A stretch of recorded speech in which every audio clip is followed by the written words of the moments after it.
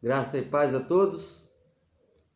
Amados, às vezes a gente prega a salvação eterna, mas esquece de dizer aos ouvintes, aos estoicos, que são recém-convertidos, de que eles precisam ser salvos. Para quê? Me salvar de quê? É muitas vezes esquecido, e isso é muito importante para explanar o verdadeiro evangelho, as intenções de Cristo, da palavra de Deus. A resposta é depravação total do homem, corrupção do ser humano.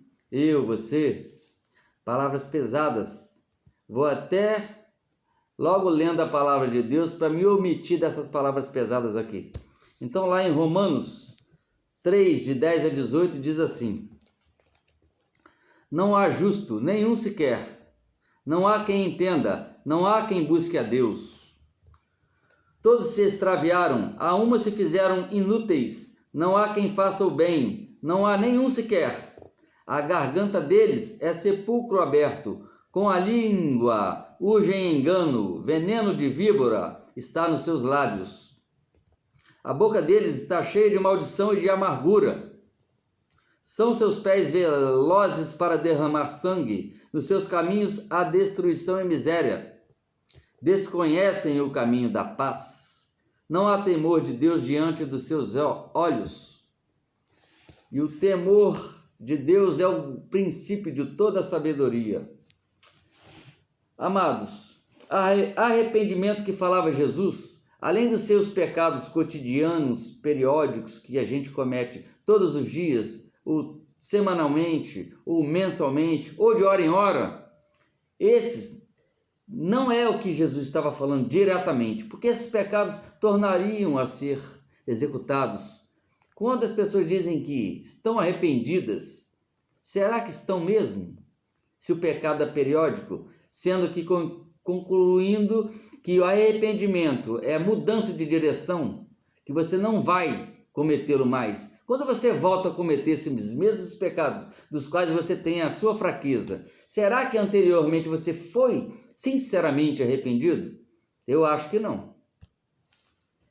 Amados, o arrependimento que leva à salvação é o desvio da fé salvífica. Ou seja, se você está indo na idolatria, você não está indo na cruz de Cristo. Se você está indo numa doutrina da reencarnação, você não está indo na cruz de Cristo. Essa é a fé salvífica que não pode ser desviada para a salvação. Os seus pecados cotidianos, você peca, mesmo que você diga que se arrependeu. Esses pecados estão na carne, a carne verdadeiramente está morta. Nós somos dois em um. Essa carne que já está condenada aí para o cemitério e o teu espírito que anseia, a tua alma que anseia pelo Espírito de Deus. Mateus 3, de 2 a 3. João Batista fala assim: arrependei-vos, porque está próximo o reino dos céus. Pregava lá para os judeus, na época dos evangelhos.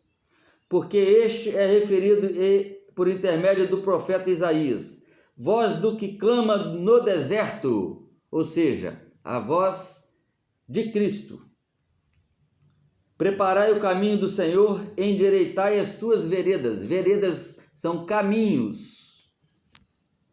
Bem claro, quando Cristo falava, arrependei-vos, do que diretamente ele estava se referindo.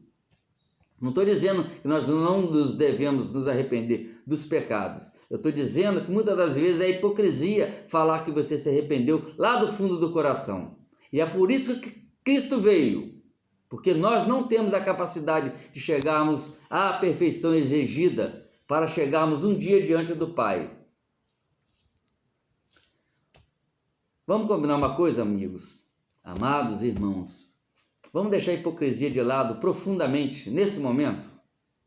Aquilo que você pensa que faz correto e que ninguém viu, Deus está vendo o quão correto foi. Você toda vez já que compra pão na padaria, compra um picolé, paga uma passagem de ônibus, quantas vezes você já pediu nota fiscal? Isso é corrupção, você sabia? Você tem direito, e além do direito, tem o dever de pedir para que a nota seja emitida, para dali vir o imposto fiscal. Você já esqueceu de devolver uma caneta emprestada? Não? Se não, você é muito bom. Você já fingiu não estar vendo um idoso ou uma grávida num local de espera, numa sala de espera? Não? Eu já. Você já gritou na igreja aleluia ou um amém sem verdadeiramente estar no Espírito? Só por empolgação, porque todo mundo está falando? Isso é tomar o nome de Deus em vão, você sabia? Então, amados, pecados periódicos se repetem e se repetem e se repetem e de novo acontece e se repetem. Vamos entender a verdade, aceitar a verdade. Se você tem fraqueza, por exemplo, no adultério, se um dia você cometeu e se arrependeu de não fazê-lo mais na prática e venha ter conseguido exercer esta promessa para si próprio, parabéns. Mas mesmo assim você não deixou de cometê-lo. Sabe por quê? Jesus disse, se alguém olhar para a mulher com o coração tendo maldade, com esta já adulterou. Se você tem essa fraqueza, vamos reconhecer que você ainda o faz? Vamos. Isaías 65:6. Toda a nossa justiça é a justiça que eu penso ser justa, suficiente para me ser perfeito, chegar ao Pai um dia. Jesus conceitua no livro de Isaías da seguinte forma: toda a nossa justiça, a minha e a sua, e da Maria Teresa de Calcutá, como tal coisa, é considerada como trapos de imundícia. Os trapos de imundícia antigamente, na época dos evangelhos, não existia absorvente higiênico, papel higiênico, gaze para extrair pus, restos de feridas, restos de menstruação feminina. Quando a gente evacuava para tirar as impurezas das nossas necessidades fisiológicas, esses trapos de imundícias que eram usados. E a minha justiça e a tua justiça, Deus as considera desta forma, ou seja, pior do que o lixo. E quem a nível de baixeza que Deus nos considera? Vamos perguntar a Jesus no Salmo de Davi 22. Lá diz assim, Jesus quando estava na cruz, me representando e te representando, ele conceituou-se a si em meu lugar, em seu lugar, da seguinte forma: mas, Pai, eu sou um verme. Palavras duras, palavras pesadas, mas é a Bíblia que está falando. Eu vou fazer questão de citar muito palavra de Deus aqui, para quando alguém for me julgar. No outro vídeo que eu já falei, eu disse que não existem homens de Deus, já deu o que falar. Só que eu vou continuar sendo amparado com a palavra aqui. Esse é o segundo vídeo do mesmo assunto, do mesmo título. Amados, então eu particularmente, eu penso que Deus escolheu os piores. Os piores. Sabe por quê? Porque dos piores há uma maior facilidade de se reconhecer como o publicano que orava na igreja e se reconhecia imerecedor, batendo no peito, sem ter a coragem de olhar para o céu, pedindo. E lá todos sabem que quem voltou redimido e justificado para casa foi exatamente esse. Não o fariseu que batia no peito dizendo que era o bom que seguia a lei, na hipocrisia e na legalidade. Mateus 9, 12 e 13.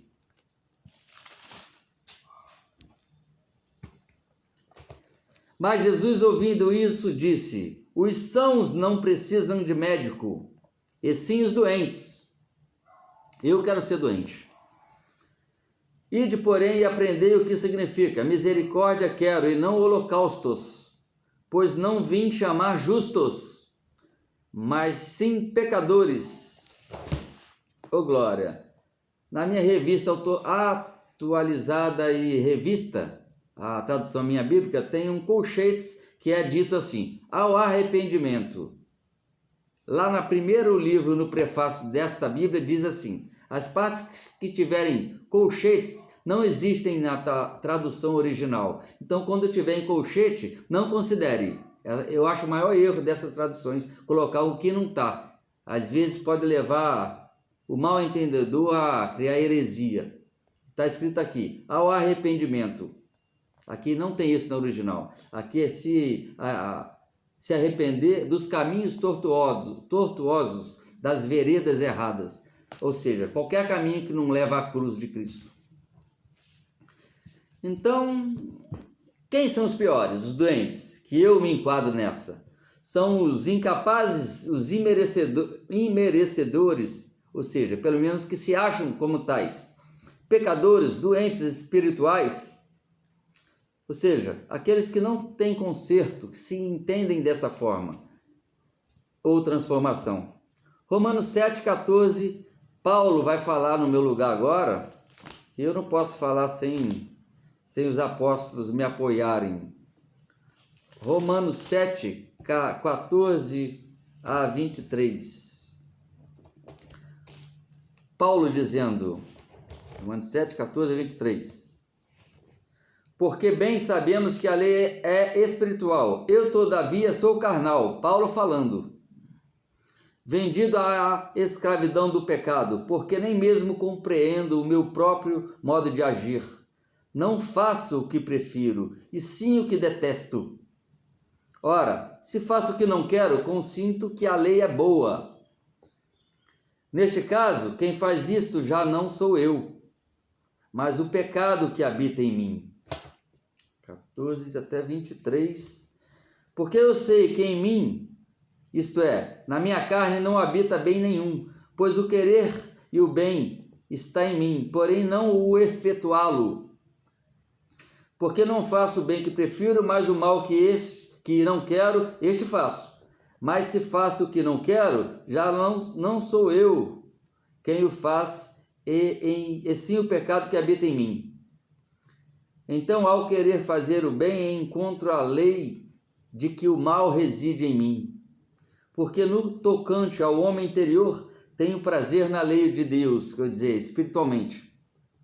Mas vejo nos meus membros outra lei, que guerreando contra a lei da minha mente, me faz prisioneiro da lei do pecado, que está nos meus membros. Desventurado homem que sou! Quem me livrará do corpo desta morte? A parte final vai ficar para o final, porque fecha com chave de ouro. Então, amados, e continuando lá em Romanos 8:10, ele fecha. Se, porém, Cristo está em vós, o corpo, na verdade, está morto por causa do pecado, mas o Espírito é vida por causa da justiça. Vamos combinar uma coisa de novo, amados? Hipocrisia de lado, vamos reconhecer quem nós somos, que vai ficar mais bonito assim, vamos? Porque a hipocrisia e a falsidade é como o câncer que corrói e a lepra que devora a nossa pele. Vamos? Aquelas vezes que você está num culto e um pregador diz assim, vira para o teu irmão ao lado e diga que ele é bonito. Um ouvinte, um irmão em Cristo me falou uma vez que ele estava numa dessas denominações que o pastor fica mandando você fazer isso, fazer aquilo. Você vai fazer o que você quiser, não vai fazer o que ele quer. Aí ele falou que o irmão do lado dele disse e obedeceu a ordem. Virou e falou assim, irmão, você é lindo. Aí ele hesitou em dizer, aí o irmão cutucou e falou, ei, irmão, você é lindo, não vai falar para mim? Aí o irmão cantando, disse que olhou para o lado, olhou de cima e embaixo o irmão, e pensou assim, ô meu irmão, a Bíblia me proíbe de falar mentira, mas eu vou te dar um abraço e tenho de dizer que você é muito simpático. Isso que dá, querer falar aquelas coisas que a Bíblia não diz, não nos ordena a dizer. Amados, acreditem em mim, porque eu estou me apoiando na palavra. Não existem homens de Deus.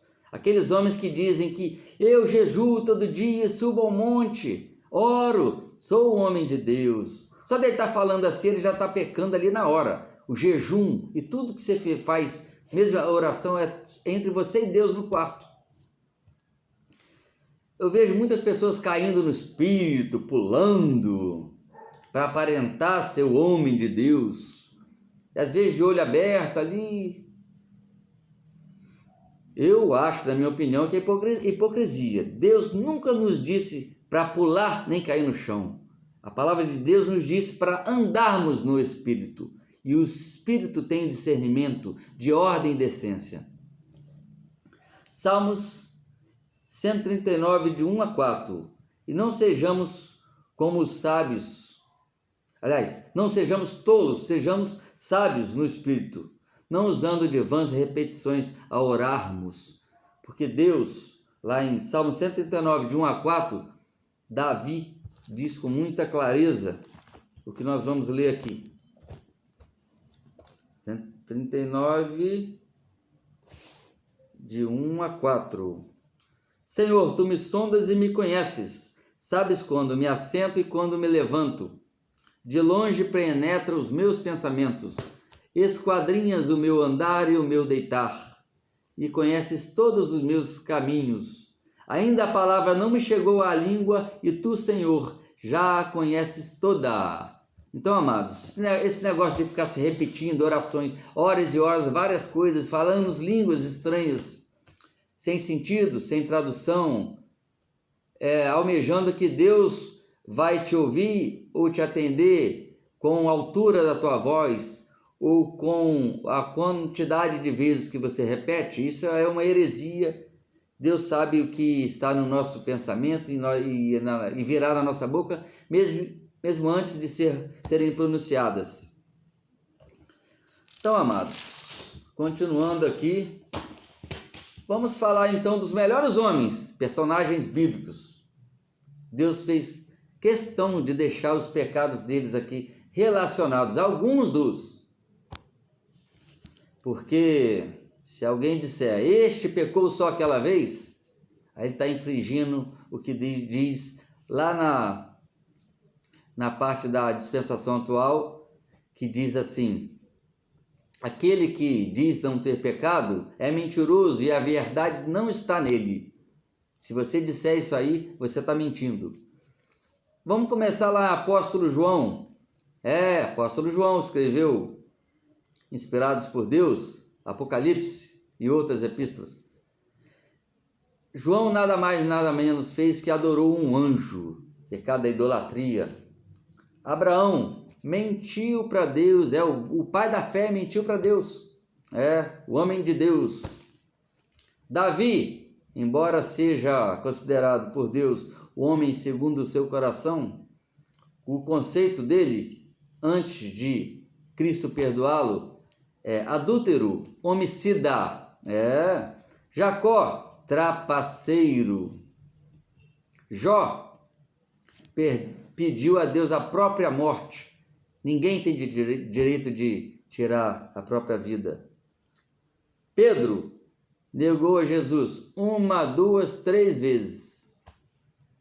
Ananias e Safira, casal, marido e mulher que seguia Cristo, pertencia aos evangelhos, seguia a palavra, furtou das coisas de Deus, roubando os dízimos, que eram ordenanças lá, somente de lá, dos evangelhos, da lei, onde Cristo mostrou como é que deveria ser seguida. Para a nossa dispensação, não.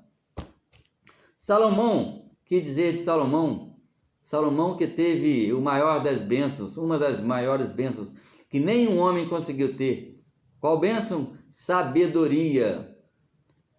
Salomão, quando assumiu o posto do seu pai Davi, pediu com que os seus súditos fizessem um balanço para saber o que de riqueza havia sobrado.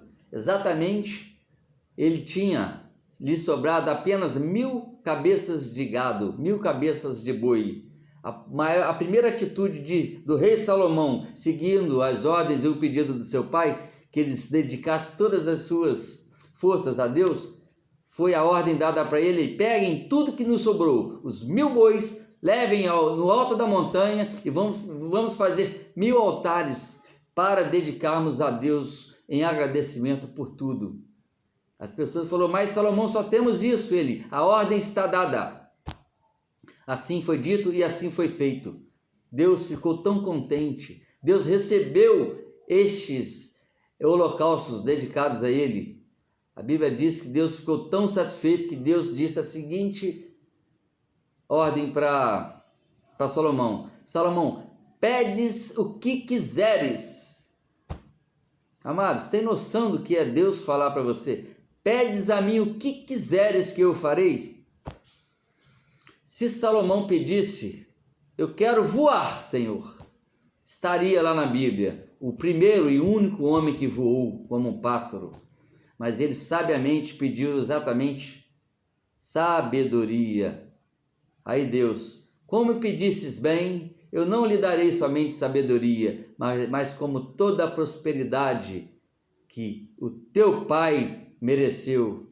Pelo teu pai, por amor a ti e a teu pai, lhes darei toda a prosperidade na terra. Multiplicou, e a Bíblia diz que ele foi um dos reis mais prósperos da sua época. Esse Salomão, esse que eu estou dizendo, sabe o que ele fez? Depois de tudo isso, a Bíblia deixa bem claro os pecados de todos eles. Ele deixou que suas mulheres o desviassem para a idolatria. É esse Salomão, um dos mais sábios, é de decepcionar. Adão, nossos primeiros pais, simplesmente desobedeceu nosso Pai Celestial. E isso aí eu estou falando de pessoas. E que dizer de um povo? O povo do Egito, lá de Êxodo 20. Aquele povo que Deus os resgatou das mãos de Faraó. O que esse povo viu? Esse povo viu as 10 pragas do Egito na frente deles, para quebrar o coração de Faraó. Eles viram uma nuvem de dia que os seguia e os protegiam do sol forte do deserto. Eles viam à noite uma coluna de fogo que os protegiam e os aquecia do frio congelado do deserto. Eles viam a água saindo da pedra quando tinham sede. Eles viam o mar se abrindo em dois. Eles viram toda a sorte de curas quando olhavam para a serpente colocada no deserto. Viram as pragas do Egito e viram maná caindo do céu. E esse povo, o que estava fazendo nessa hora? Vocês sabem? Adorando um bezerro de ouro. E hoje tantos querem milagres, achando que isso vai mudar a fé de alguém. Jesus disse àquele que não tinha fé, aquele discípulo que duvidou dele, Jesus disse: se vires e crestes, bem-aventurados aqueles que não verão e crerão. Nossa atual dispensação, eu e você crê? Eu fico imaginando as entradas do céu dessas doutrinas que não creem que a graça é infinita, ou quando pronunciam, não creio na prática. Eu fico imaginando as diferentes doutrinas, como eles pensam, uma situação hipotética. E, amados, não será assim. Eu fico imaginando uma situação hipotética. Essas pessoas lá no céu, como que Jesus os receberão, sendo que eles não creem na graça em sua completude? Fico imaginando lá, está lá, o anjo, um dos anjos autorizados na recepção do céu, Cristo do lado, e à direita as pessoas vindo. Vamos imaginando lá, seu José chegando, e o anjo fala: ô seu José, você está aqui, seja bem-vindo. Você aceitou Cristo? Ele: sim. Então vamos olhar no seu prontuário aqui, seu José. Seu José, você aceitou Cristo, mas estou vendo que você aceitou somente até a sua conversão. Por quê, seu José? Aí, seu José diz assim: minha doutrina dizia que Cristo salva a gente até a nossa conversão. Dali para ali, a nossa parte a gente tem que fazer, dali é comigo. Muito bem, seu José. Então vamos ver aqui, seu prontuário até a sua conversão, perfeito. Jesus, parabéns, tu salvaste ele por completo, está mais alvo, mais branco do que a neve. Mas, seu José, vamos ler agora a parte seguinte. Aí vira a folha, aí o anjo se espanta e fala: seu José, o que é isso, seu José? Quanto pecado, seu José. Seu José, infelizmente, seu José. Anjo do calabouço, puxa a alavanca, vai o seu José escorregar direto para o inferno. Aí daqui a pouco, próximo, chega a Dona Maria. Falou, ô Dona Maria, meus parabéns, Dona Maria. Você aceitou Cristo, está aqui no seu prontuário. Jesus, tu fizeste a obra. Dona Maria, estou vendo aqui que você aceitou Cristo até a hora da conversão, Dona Maria. Que negócio é esse, Dona Maria? Aí a Dona Maria responde, a minha doutrina ensinava que eu tenho que fazer a minha parte para a salvação, que Cristo só perdoa os pecados anteriores. Ah, Dona Maria, estou vendo aqui que a senhora precisava perseverar um pouquinho mais, Dona Maria, que pena. Anjo, alavanca, Dona Maria, para o inferno. Amados, se Cristo morresse por você, somente tivesse propiciado o teu pecado até na hora da tua conversão, quem pagaria o restante? Quem? É o grande erro, uma grande heresia, dividir a graça ao meio. Mas aí o terceiro que vem é um cristão, um verdadeiro cristão. Aí o cristão chega, aí muito bem, o anjo recepcionaria. Este cristão falou, ô cristão, seu Manuel, muito prazer, estou vendo que você aceitou Cristo, parabéns, Cristo, tu salvaste ele. Aí vai folheando, falou, seu José, ou seu Manuel, aliás, por que você foi salvo? Não estou vendo nada no seu prontuário, limpinho, não tem uma mancha mais alva que a neve. Explique, seu Manuel, se eu conseguiria nos dar esse esclarecimento? E seu Manuel vira e fala para o anjo, vira e fala assim, anjo, o problema é que eu nasci em pecado, minha mãe me concebeu em pecado, tudo que fiz na minha vida foi aborrecer o meu Deus. O meu melhor dia, das minhas melhores ações, o dia que eu mais orei, o dia que eu preguei e levei convertidos a Cristo, o dia que eu jejuei, o dia que eu louvei, o dia que eu queimei e derreti os meus joelhos no chão de orar, nada disso contribuiu para que eu chegasse aqui. Aí o anjo, mas não entendi, explique-se mais um pouquinho para me entender. Aí esse Manuel, esse cristão, aponta para Cristo, fala, eu estou aqui somente e unicamente pelos méritos daquele que me salvou, aquele que foi me capaz de perdoar os meus pecados, desde o primeiro segundo que eu nasci até o último segundo que eu morri. É devido a essa tarefa, essa obra na cruz que eu cheguei até aqui. Amados, é muito forte, é muito importante você crer que a tua salvação está toda na cruz de Cristo. Se tiver 99,99% Cristo e 0,00001% você, esse 0,001% teu, você sujou e você não pode entrar diante do Pai Celestial. É obra toda de Cristo, é somente Cristo. E tem aqueles também que pensam que Deus se vai chegar lá no céu, Deus vai pesar você na balança, mais obras e menos obras. Aí eu fico imaginando assim, uma balança de sobrepesar ambos, dois pesos, um lado esquerdo, um lado direito. Aí o anjo vai pesar lá, opa, 3 milhões de pecados aqui e 4 milhões de boas ações aqui. Parabéns, seu Joaquim, você tem mais obras boas. Mas agora o que você vai fazer com essas obras ruins? Você insinua dizer que com essas ruins você vai chegar junto ao Pai, aquele Pai que é santo, santo, santo, que não pode ter um pecado. Adão e Eva pecou uma vez e foram expulsos do paraíso. E aquele Deus que não pode ter cheiro de pecado, se aproximar do pecado, você ousa dizer que você vai carregar esses pecados para Deus? Olha que heresia! É tentar rebaixar a santidade do Eterno.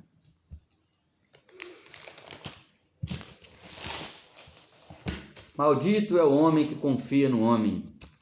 Eu estou aprendendo cada dia isso. Lá em Jeremias 17:5 afirma isso. Não é eu que estou falando. Romanos 8, 1 e 2. Para fechar os dois últimos versículos com chave de ouro. Romanos 8, 1 e 2. É a solução, a conclusão daqueles que se reconhecem pecadores. A chave, a solução, o ingresso para o céu está aqui, ó. Agora, pois, já nenhuma condenação há para os que estão em Cristo Jesus, porque a lei do Espírito da vida, em Cristo Jesus, te livrou do pecado e da morte. Porquanto, o que fora impossível à lei, no que estava enferma na carne, isto fez Deus, enviando o seu próprio Filho, em semelhança de carne pecaminosa, e no tocante ao pecado, e com efeito condenou Deus na carne o pecado. Foi Deus que fez isso. Amados, Paulo deixou-nos um recado para que a gente entenda. Filipenses 3,13, ele diz assim: irmãos, uma coisa faço, esquecendo-me das coisas que para trás ficam e avançando para as que diante de mim estão, prossigo para o prêmio, para o alvo da soberana vocação em Cristo Jesus. Apóstolo Paulo nos deixou esse recadinho para a gente nos fortalecer e entender que a salvação não vem de mim, não vem de você, vem única e exclusivamente daquele que pode te deixar 100% salvo. Paul Washer esteve pregando para uma pessoa uma vez e essa pessoa perguntou para ele, falou: pastor, o que devo fazer para ser salvo? Paul Washer disse muito sabiamente da seguinte forma, falou: meu amigo, meu amado, você precisa estar e ser 100% perfeito, sem nenhum pecado, nem em pensamento, nem palavra, nem obras, desde o primeiro segundo que você nasceu até o último segundo que você morreu. Aí o jovem parou e pensou, irritados e sem ter uma calma, de tranquilidade de pensamento, ele falou: mas pastor, isso é impossível. E pastor, é essa a conclusão devida que todos devemos chegar. É impossível para você e para mim, mas só foi possível para aquela cruz do Gólgota, o Morro da Caveira. Lá está a minha e tua salvação. Você vai confiar em si ou você vai depositar tudo exclusivamente em Cristo para ser salvo? Eu já fiz isso, estou tranquilo, tenho a paz que reza Romanos 5, paz com Deus. Deus já assinou o meu decreto de salvação, o meu documento salvífico, o meu ingresso no céu. Está assinado pelo Pai. E sabe a cor da tinta? Que tinta foi usada? A tinta vermelha do sangue da cruz de Cristo. É nessa que eu estou firme. Por isso que eu tenho essa audácia e essa intrepidez no falar, que eu me baseio aqui, na palavra, não em doutrinas de homens. Amados, desculpa se eu falei com mais firmeza, mas era necessário neste estudo de hoje, porque a palavra me apoiou totalmente aqui. Que a graça e a paz esteja com todos vós. Amém.